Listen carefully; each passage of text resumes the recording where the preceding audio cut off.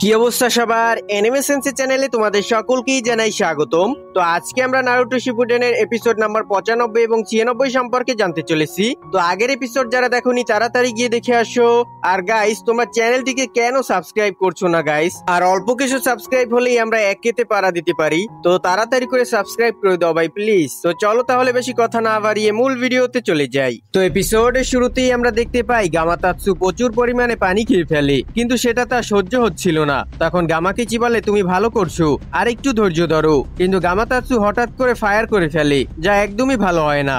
এরপর গামাকিচি বলে, প্রথমে নাক দিয়ে বাতাস টেনে নাও, এরপর ফায়ার করো। কিন্তু আবারও গামাতাৎসু ব্যর্থ হয়। কিছুক্ষণ পর গামাকিচি তাকে আবার বুঝিয়ে বলছিল। ওইদিকে কোনোহামারু বলে, এরা যদি এমনই করে যায় জানি না কবে সফল হবে। তখন নারুটো বলে, ঠিক আছে, আমাকেই কিছু করতে হবে। এরপর আমরা দেখতে পাই নারুটো গিয়ে গামাতাৎসুর নাক চেপে ধরে কিছুক্ষণের জন্য, আর সে থেমে যায়। কিন্তু পরে সে আবার ফায়ার করে, আর সেটা একদম পারফেক্ট ভাবে হয়েছিল। নারুটো আর গামাকিচি দুজনই অনেক দূরে গিয়ে পড়ে যায়। এরপর নারুটো হেসে বলে, আমার জানা ছিল তুমি পারবে। ওইদিকে আমরা দেখতে পাই গুরেনকে। তার কাছে ইউকিমারু আসে অনেক ক্লান্ত হয়ে, আর বলে, এটা কি? গুরেন বলে, যদি তার আমাকে ধোকা না দিয়ে থাকে তাহলে ওখানে কেউ না কেউ নিশ্চয়ই আছে। ঠিক তখন ইউকিমারু একটা টিকটিকি দেখতে পায়, আর তার সঙ্গে কথা বলতে শুরু করে। গুরেন তখন বলে, চলো এখন এখান থেকে চলে যাই। ইউকিমারু বলে, যেখানে মানুষ তোমার খেয়াল রাখে সেটাই তোমার আসল ঘর। এটা শুনে গুরেন একটু অবাক হয়ে যায়। এরপর আমরা দেখতে পাই লিভ ভিলেজ। শিজুনে বলে, আপনি শুধু ওকেই মিশন থেকে দূরে রেখেছেন। সুনাডে বলে, তুমি নারুটোকে বোঝাতে যাচ্ছ যদি সে সেখানে যায় আর অরোচিমারুকে দেখে তাহলে সে নিজেকে নিয়ন্ত্রণ করতে পারবে না। ঠিক তখনই গামা আসে, আর সুনাডে বলে, গামা তুমি এখানে? ওইদিকে নারুটো কোথাও যাচ্ছিল, আর সে সাইকে দেখতে পায়। আর সে জিজ্ঞেস করে, সাই তুমি এখানে কি করছো? সাই বলে, আমার কালি ফুরিয়ে গিয়েছিল, তাই আমি এখানে ইনক নিতে এসেছি। নারুটো বলে, আচ্ছা তুমি কালি নিচ্ছ, মানে নিশ্চয়ই কোনো মিশন পেয়েছো। সাই তখন মনে মনে ভাবে, আজকের মিশনটা সিক্রেট, তাই এটা বলা চলবে না। তাই সে বলে, না নারুটো, আমি কোনো মিশন পাইনি। নারুটো বলে, তাহলে কালি নিচ্ছ কেন? তুমি কি আমাকে কিছু লুকাচ্ছ? ঠিক তখন সাইয়ের ব্যাগ থেকে কিছু জিনিসপাতি পড়ে যায়, আর একটা সেখানে বইও পড়ে যায়, যার নাম ছিল মিথ্যে বলার সঠিক সময়। ওইদিকে কিবা বলে, বৃষ্টির কারণে তাদের পায়ের চিহ্ন মুছে গেছে। কাকাশি তখন বলে, চিন্তা করো না, তারা বাদুর ব্যবহার করেছে, তারা এখানেই কোথাও আছে। তখন কিবা বলে, মানে আপনি বলতে চাচ্ছেন আমরা খুব শিগগিরই তাদের মুখোমুখি হব? ঠিক তখনই শিনু আসে, আর বলে, আমি একটা স্ত্রী পোকা পেয়েছি, এখন আমার কাছে নতুন প্রজন্মের ইনসেক্ট আছে। কিবা তখন বলে, মানে এই ইনসেক্ট গুলো ক্রিস্টাল জুৎসু দ্বারা প্রভাবিত হবে না, তাই তো? শিনু বলে, হ্যাঁ ঠিক তাই। তারপর সে বলে, আমার একটু সময় দরকার। কাকাশি তখন বলে, কেন, তুমি কি করতে যাচ্ছ? শিনু বলে, আমি এদের সংখ্যা বাড়াতে চাচ্ছি। কাকাশি বলে, ঠিক আছে বুঝলাম, আমাদের একটা সমাধান দরকার ওদের সঙ্গে লড়ার আগে, কিন্তু এটা দ্রুত করতে হবে।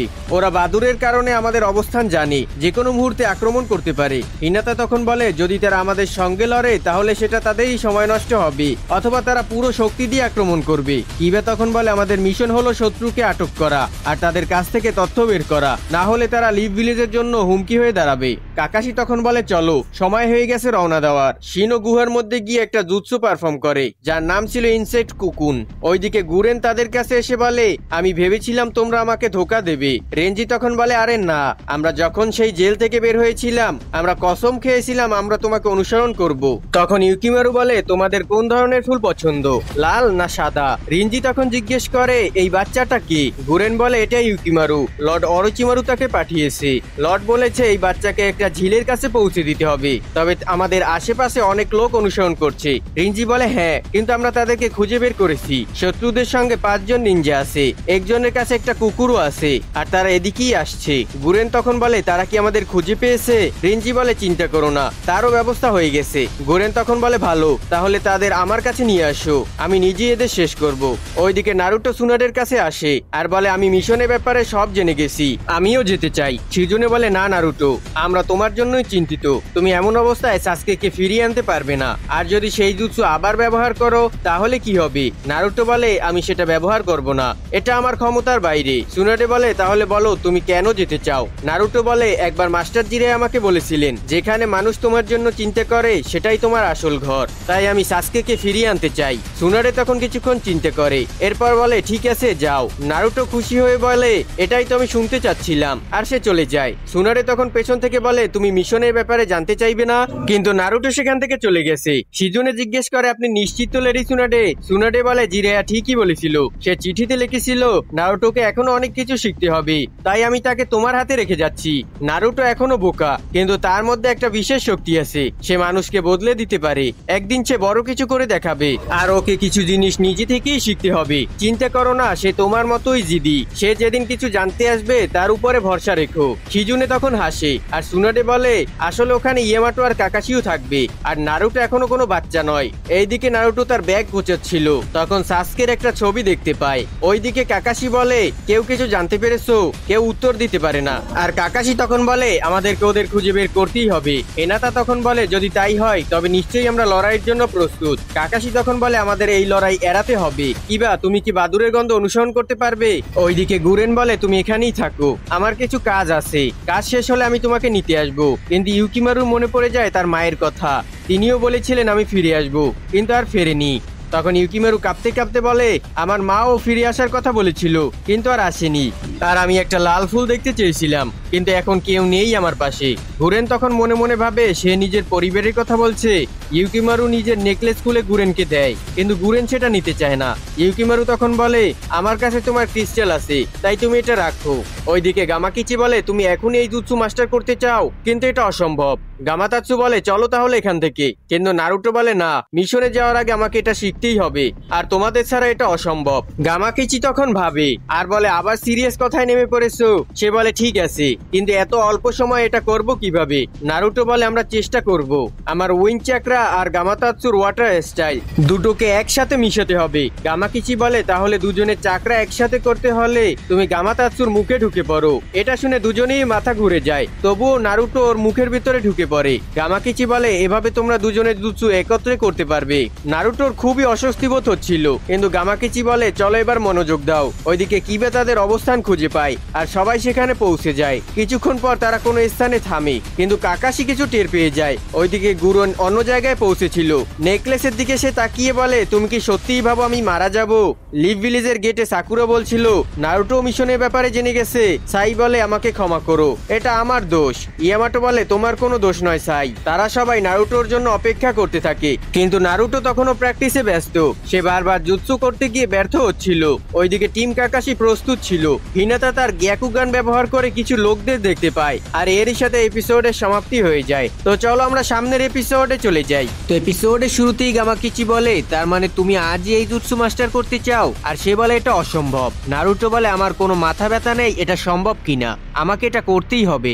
গামাকিচি তখন রাজি হয়ে যায় আর বলে ঠিক আছে, তাহলে এখন গামাতাৎসুর মুখের ভিতরে চলে যাও। ওইদিকে কাকাশি বলে এখন আমরা কি করব?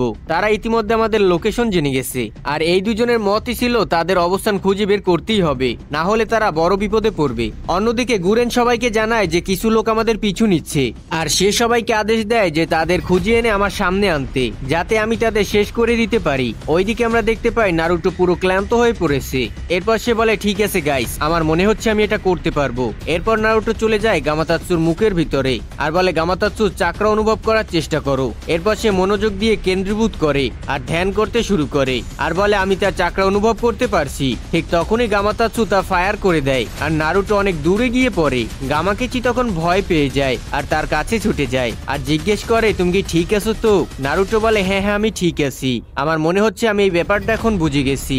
গামাকিচি তখন মনে মনে ভাবে ওয়েল, এখন ব্যাপারটা মজার হতে চলেছে। নারুটো বলে ঠিক আছে চলো আবার চেষ্টা করি। ঠিক তখনই সাকুরা সেখানে এসে বলে তুমি এখানে সময় নষ্ট করছো কেন? জানো না আমাদের যেতে হবে? সাকুরা একটা বাজে গন্ধ পায়, আর নারুটো তাকে বোঝানোর চেষ্টা করে, কিন্তু সাকুরা তাকে জোর করে নিয়ে যেতে থাকে। পেছনে তখন গামাতাৎসু বলে এই ভাই তোমার কাছে কি মাউথওয়াশ আছে? ওইদিকে টিম কাকাশি প্রস্তুত ছিল আক্রমণের জন্য। হিনাতা বলে আমি তাদের দেখতে পাচ্ছি আর তাদের চাকরা অনুভব করতে পারছি। ঠিক তখনই গোজু আসে আর বলে তাহলে তুমি এদের লিডার। কাকাশি তার আক্রমণ ঠেকিয়ে দেয় আর দুজনেই দূরে গিয়ে পড়ে। এরপর কিবার উপরে কেউ আক্রমণ করে, কিন্তু কিবাও কোনোভাবে বেঁচে যায়। এরপর রিনজি এসে বলে ওয়েল মিস হয়ে গেছে, এখন কি বা করা যায়? গোজু তোমাদের লিডারের সাথে লড়ছে আর আমি তোমাদের সামলাবো। তুমি আমাদের খুঁজে পেয়েছো মানে তোমার ট্র্যাকিং স্কিল দারুণ। হেনাতা বলে এই লোকগুলো কি সেই হাইডিআউটের মানুষগুলো? কিবা বলে একদম তাই, সাবধানে থেকো হিনাতা। হিনাতা বলে তাহলে আমাদের স্ট্র্যাটেজি কি? কিবা তখন বলে আমি আর আকামারও ওদের সামলাবো। তাহলে কিছুটা সংখ্যা তো কমে যাবে। এরপর সে বলে চলো আকামারু, আর তারা দুজন ছুটে যায় আক্রমণ করতে। তখন মুখোশ পরা একটা লোক ধোঁয়া ছাড়ে আর পুরো এলাকা ধোঁয়ায় ঢেকে যায়। কিবা তখন বলে এটা কি হচ্ছে, ওরা কি আমাদের মনোযোগ সরিয়ে নিতে চাচ্ছে? ঠিক তখনই পেছন থেকে কেউ আক্রমণ করে আর সে অনেক দূরে গিয়ে পড়ে আর বলে এটা একদমই ঠিক হচ্ছে না, না আমি ওদের দেখতে পারছি না ওদের গন্ধ শুকতে পারছি, কিন্তু তারা জানলো কিভাবে আমি কোথায় আছি। রেঞ্জি বলে আক্রমণ করো, কিন্তু তার আক্রমণ হেনাতা ঠেকিয়ে দেয় আর তখন কিবা বেঁচে যায়। হেনাতা বলে তুমি পিছিয়ে যাও কিবা, আমি এদের দেখছি। কিবা তখন চলে যেতে থাকে আর বলে সাবধানে হিনাতা, ওরা সবকিছু দেখতে পাচ্ছে। হেনাতা বলে হ্যাঁ, কিন্তু আমার কাছেও গ্যাকুগান আছে। এরপর কিবা আর আকামারু চলে যায়। হেনাতা বলে ঠিক আছে, এবার আমার সঙ্গে লড়ো। আর ওই লোকটা আক্রমণ করে, কিন্তু হেনাতা খুব সহজেই এটাকে ডস করে দেয়। লোকটা তখন বলে তুমি এই ধোঁয়ার মধ্যে কেমন করে দেখতে পাচ্ছ? হেনাতা বলে আমি সবকিছুই দেখতে পাচ্ছি। আর সে আক্রমণ করতে যায়, কিন্তু তার কিছুই হয় না। আর ওই লোকটা হেনাতার উপরে ক্রমাগত আক্রমণ চালাতে থাকে। ওইদিকে গোজু কাকাশির সঙ্গে লড়ছিল। কাকাশি বলে এর শক্তি তো অবিশ্বাস্য। গোজু তখন কাকাশিকে বারবার ঘুষি মারতে থাকে, কিন্তু সে হঠাৎ দেখতে পায় পেছনে কাকাশি দাঁড়িয়ে আছে। তখন সে বুঝে যায় সে যাকে মারছিল সেটা আসলে একটা শ্যাডো ক্লোন ছিল। কাকাশি বলে হ্যাঁ একদম ঠিকই ধরেছো, তোমার শক্তি দেখে মনে হচ্ছে কেউ তোমার উপরে এক্সপেরিমেন্ট করেছে। ওটা কি অরচিমারু করেছে? আমি তোমার সব মুভ দেখতে পাচ্ছি, চলো শান্তভাবে আমার সাথে চলো। গোজু বলে আমার তা মনে হয় না। এরপর সেখানে একটা বিশাল বিস্ফোরণ ঘটে। ওইদিকে গুরেন বলে তাহলে এটা শুরু হয়ে গেছে, যাক এখন আমার কিছু কাজ আছে। আর সে একটা ক্রিস্টাল বের করে। ওইদিকে হিনাতা আহত হয়ে পড়ে যায় আর বলে কিছু একটা ওকে প্রোটেক্ট করছে। লোকটা তখন বলে তুমি জেন্টাল ফিস্ট ইউজ করছো, এই জুৎসুটা একদমই ইউজলেস। হেনাতা তখন বলে আমাকেই কিছু করতে হবে, আর সে লড়াইয়ের জন্য প্রস্তুত হয়ে যায়। কিন্তু হঠাৎ করে লোকটা তাকে আক্রমণ করে আর হেনাতার চিৎকার শুনে কিবা ভয় পেয়ে যায় আর সে তার দিকে দৌড়াতে শুরু করে, কিন্তু সে কিছুই দেখতে পাচ্ছিল না। এরপর সে কিছু বুঝতে পারে আর বলে চলো আকামারু। ওইদিকে কাকাশি আর গোজুকে আমরা দেখতে পাই। হঠাৎ গোজু অদৃশ্য হয়ে যায় আর কাকাশির উপরে আক্রমণ করে। এতে কাকাশি আহত হয়ে যায়, কিন্তু সে তার শারিঙ্গান ব্যবহার করে আবার গোজুর আক্রমণ এড়িয়ে যায়। এরপর কাকাশি তার চিদুরি ব্যবহার করে লাফিয়ে ওঠে। গোজু তখন পাগলের মতো আক্রমণ চালাতে থাকে। অপরদিকে হেনাতার অবস্থা খুবই খারাপ হয়ে যায় আর তার বাঁচার সম্ভাবনা প্রায় শেষ হয়ে গিয়েছিল। আর রেঞ্জি বলে চলো এবার এটাকে শেষ করে ফেলো। লোকটা তখন বলে হ্যাঁ করছি এখনই। ঠিক তখনই একটা আওয়াজ শোনা যায় আর কিবা বলে এবার দেখো আমি কি করি, কিন্তু কিবাকে কোথাও দেখা যাচ্ছিল না। আর আমরা দেখতে পাই একটা পুরো গাছ ভেঙে পড়ছে। এরপর কিবা হিনাতার কাছে আসে আর বলে তুমি ঠিক আছো? হেনাতা বলে হ্যাঁ, কিন্তু তুমি এটা করলে কিভাবে? কিবা বলে আমি আমার ফ্যাং ওভার ফ্যাং ব্যবহার করেছি আর পুরো ধোঁয়া উড়িয়ে দিয়েছি, এখন আমি সবাইকে দেখতে পাচ্ছি। ঠিক তখনই কেউ আবার স্মোক গ্রেনেড মারে আর ওরা ছিল যে দুই বাকি লোক ছিল তারা আক্রমণ করেছিল। এরপর রেঞ্জি বলে তাহলে এখন আমরা ওদের শক্তি আর দুর্বলতা জেনে গেছি, চলো এখন এটাকে শেষ করে দেই। ঠিক তখনই সে কিছু অনুভব করে আর বলে আমাদের কেউ ঘিরে ফেলছে, তাড়াতাড়ি ধোঁয়া ছাড়ো আর এখান থেকে চলো। কিবা তখন বলে কিন্তু ওরা এমন করছে কেন? ঠিক তখনই শিনো আসে আর বলে আমার মনে হচ্ছে ওরা কিছু বুঝে ফেলেছে।